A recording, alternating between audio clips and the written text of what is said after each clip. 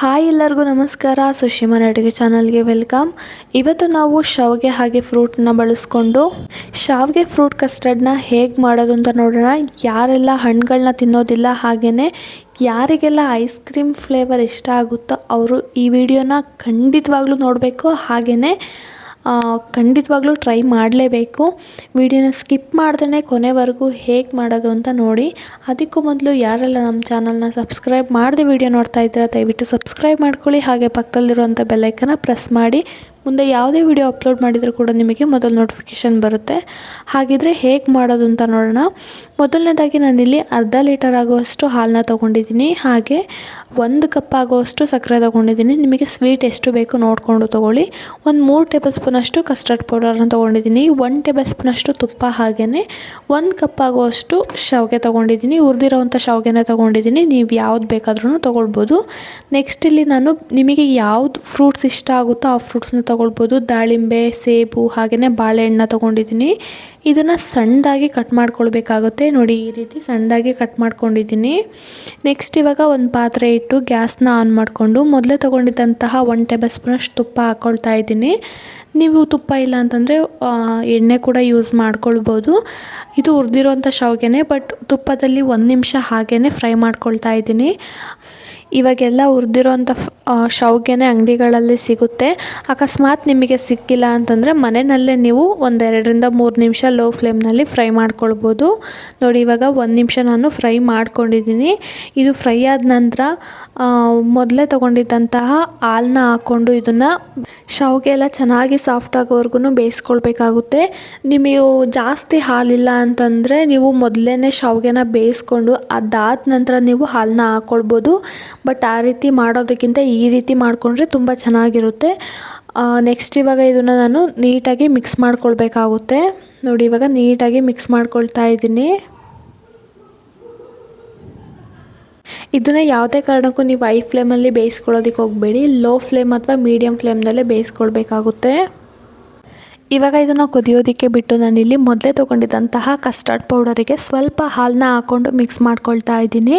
ನಿಮ್ಮ ಹತ್ರ custard powder ಇಲ್ಲ ಅಥವಾ ಸಿಗಲಿಲ್ಲ ಅಂತಂದರೆ ನೀವು ಬೇಕಿದ್ದರೆ ಬಾದಾಮಿ ಪೌಡರ್ನ ಕೂಡ ಯೂಸ್ ಮಾಡ್ಕೊಳ್ಬೋದು. ಸ್ವಲ್ಪ ಟೇಸ್ಟು ಡಿಫ್ರೆಂಟ್ ಅಂತ ಅನಿಸುತ್ತೆ ಅಷ್ಟೇ. ಬಟ್ ನೀವು ಬಾದಾಮಿ ಪೌಡರ್ನ ಯೂಸ್ ಮಾಡ್ಕೊಳ್ಬೋದು. ಇದನ್ನು ಇವಾಗ ಗಂಟಿಲ್ಲದೆ ಇರೋ ಥರ ನೀಟಾಗಿ ಮಿಕ್ಸ್ ಮಾಡ್ಕೊಳ್ಬೇಕಾಗುತ್ತೆ. ಸ್ವಲ್ಪನೂ ಗಂಟಿರಬಾರ್ದು, ಆ ರೀತಿ ನೀಟಾಗಿ ಮಿಕ್ಸ್ ಮಾಡ್ಕೊಳ್ಳಿ. ನಿಮಗೆ ಸ್ವಲ್ಪ ಕಸ್ಟರ್ಡ್ ಜಾಸ್ತಿ ಬೇಕು ಅಂತಂದರೆ ನೀವು ಜಾಸ್ತಿ ಕೂಡ ಹಾಕ್ಕೊಳ್ಬೋದು. ಇವಾಗ ನೋಡ್ತಾ ಇದ್ದೀರಲ್ಲ, ನೀಟಾಗಿ ಮಿಕ್ಸ್ ಮಾಡ್ಕೊಂಡಿದ್ದೀನಿ. ಇವಾಗ ಇದನ್ನು ಕೂಡ ನೀಟಾಗಿ ಮಿಕ್ಸ್ ಮಾಡಿಕೊಂಡು ಇದು ಕೂಡ ಚೆನ್ನಾಗಿ ಇವಾಗ ಕುದೀತಾ ಇದೆ. ಶಾವಿಗೆ ಕೂಡ ಒಂದು 90% ಚೆನ್ನಾಗಿ ಬೆಂದಿದೆ. ಇವಾಗ ಇದನ್ನು ನೀಟಾಗಿ ಮತ್ತೆ ಒಂದು ಸತಿ ಮಿಕ್ಸ್ ಮಾಡ್ಕೊಳ್ತಾನೆ ಇರಬೇಕು. ಲೋ ಫ್ಲೇಮ್ನಲ್ಲೇ ಇಟ್ಕೊಂಡಿರಬೇಕಾಗುತ್ತೆ ಗ್ಯಾಸ್ ಫ್ಲೇಮ್ನ.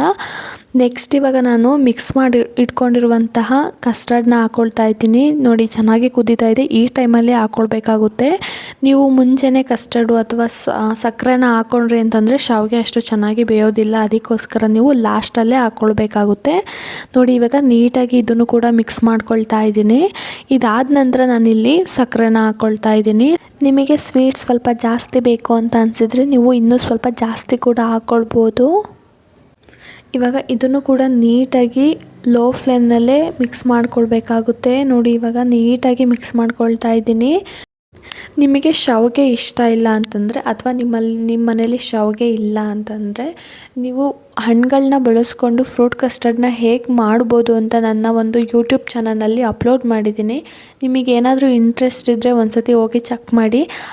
ಹಾಗೆಯೇ ದೇವಸ್ಥಾನದಲ್ಲಿ ದೇವರಿಗೆ ನೈವೇದ್ಯ ಮಾಡುವಂತಹ ಪಂಚಾಮೃತ ಕೂಡ ಹೇಗೆ ಮಾಡೋದು ಅಂತ ನನ್ನ ಒಂದು ಚಾನಲಲ್ಲಿ ಅಪ್ಲೋಡ್ ಮಾಡಿದ್ದೀನಿ.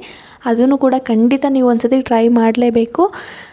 ಇವಾಗ ನೋಡಿ, ನೀಟಾಗಿ ಮಿಕ್ಸ್ ಮಾಡ್ಕೊಳ್ತಾ ಇದ್ದೀನಿ. ಬಿಡದೇ ಇರೋ ಥರ ನೀಟಾಗಿ ಮಿಕ್ಸ್ ಮಾಡ್ಕೊಳ್ತಾನೆ ಇರಬೇಕಾಗುತ್ತೆ.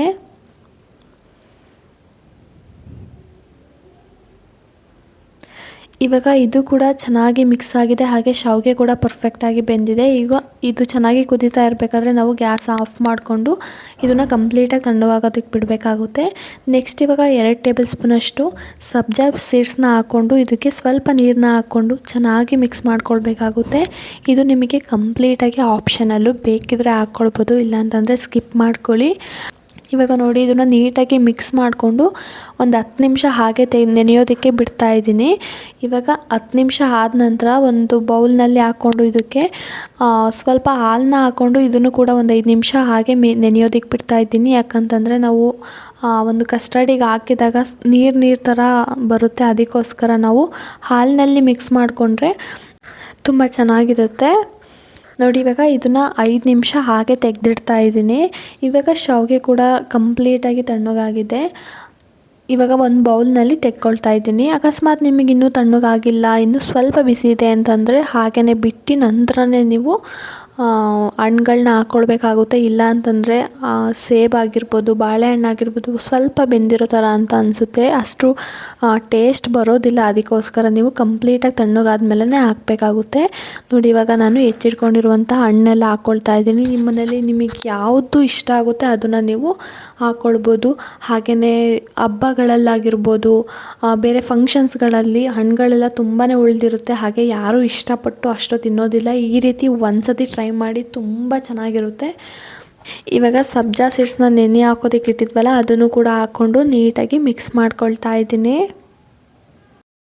ಯಾವುದೇ ಫಂಕ್ಷನಲ್ಲಾಗಿರ್ಬೋದು ಅಥವಾ ದೇವರ ನೈವೇದ್ಯಕ್ಕೂ ಕೂಡ ನಾವು ಈ ಒಂದು ಫ್ರೂಟ್ ಕಸ್ಟರ್ಡ್ನ ಮಾಡ್ಬೋದು.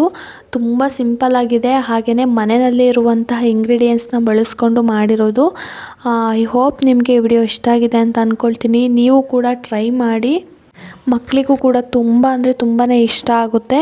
ಹಾಗೆಯೇ ಹೊರಗಡೆ ಎಲ್ಲ ನಾವು ತಂದು ತಿನ್ನೋದಕ್ಕಿಂತ ಈ ರೀತಿ ನಾವು ಮನೆಯಲ್ಲೇ ಈಸಿಯಾಗಿ ಮಾಡ್ಕೊಳ್ಬೋದು. ಈಗ ನಾನು ಒಂದು ಬೌಲ್ನಲ್ಲಿ ಸರ್ವ್ ಮಾಡ್ಕೊಳ್ತಾ ಇದ್ದೀನಿ. ನೋಡ್ತಾ ಇರ್ಬೋದು ನೀವೇ ಎಷ್ಟು ಚೆನ್ನಾಗಿ ಎಷ್ಟು ಪರ್ಫೆಕ್ಟಾಗಿ ಬಂದಿದೆ ಅಂತ. ನಿಮಗೆ ತುಂಬ ಗಟ್ಟಿ ಅಂತ ಅನ್ನಿಸ್ತು ಅಂತಂದರೆ ನೀವು ಇನ್ನೂ ಸ್ವಲ್ಪ ಕಾಯಿಸಿ ಆರಿಸಿರೋಂಥ ಹಾಲನ್ನ ಹಾಕ್ಕೊಳ್ಬೋದು. ಇದನ್ನು ಫ್ರಿಜ್ನಲ್ಲಿ ಇಟ್ಕೊಂಡು ತಿಂದರೆ ತುಂಬಾ ಟೇಸ್ಟಿಯಾಗಿರುತ್ತೆ. ನೀವು ಫ್ರಿಜ್ನಲ್ಲಿ ಅಥವಾ ಫ್ರಿಜ್ ಇಲ್ಲ ಅಂತಂದರೆ ಹಾಗೇ 1-2 ಗಂಟೆ ಹಾಗೆ ಬಿಟ್ಟು ನಂತರ ತಿನ್ನೋದ್ರಿಂದ ಟೇಸ್ಟು ತುಂಬ ಚೆನ್ನಾಗಿರುತ್ತೆ. ಇವಾಗ ನಾನು ಒಂದು ಗ್ಲಾಸ್ನಲ್ಲಿ ಹಾಕ್ಕೊಳ್ತಾ ಇದ್ದೀನಿ. ನೋಡೋದಕ್ಕೂ ತುಂಬ ಚೆನ್ನಾಗಿರುತ್ತೆ, ಅಟ್ರಾಕ್ಟಿವ್ ಆಗಿರುತ್ತೆ, ಹಾಗೆಯೇ ಮಕ್ಕಳಿಗೂ ಕೂಡ ತುಂಬಾ ಇಷ್ಟ ಆಗುತ್ತೆ ಈ ರೀತಿ ಮಾಡಿಕೊಡೋದ್ರಿಂದ. ಐ ಹೋಪ್ ನಿಮಗೆ ವಿಡಿಯೋ ಇಷ್ಟ ಆಗಿದೆ ಅಂತ ಅಂದ್ಕೊಳ್ತೀನಿ. ಇಷ್ಟ ಆಗಿದ್ದರೆ ದಯವಿಟ್ಟು ಒಂದು ಲೈಕ್ ಮಾಡಿ, ಹಾಗೆ ನಿಮ್ಮ ಫ್ಯಾಮಿಲಿ ಫ್ರೆಂಡ್ಸಿಗೂ ಕೂಡ ಶೇರ್ ಮಾಡಿ. ನೀವು ಕೂಡ ಇವತ್ತೇ ಟ್ರೈ ಮಾಡಿ ಹೇಗೆ ಬಂದಿತ್ತು ಅಂತ ನನಗೆ ಕಮೆಂಟಲ್ಲಿ ತಿಳಿಸಿ. ಹೀಗೆ ಈಸಿ ರೆಸಿಪಿಗಾಗಿ ಸುಶಿ ಮನೆ ಅಡುಗೆ ಚಾನಲ್ನ ಸಬ್ಸ್ಕ್ರೈಬ್ ಮಾಡ್ಕೊಳ್ಳಿ. Thank you for watching.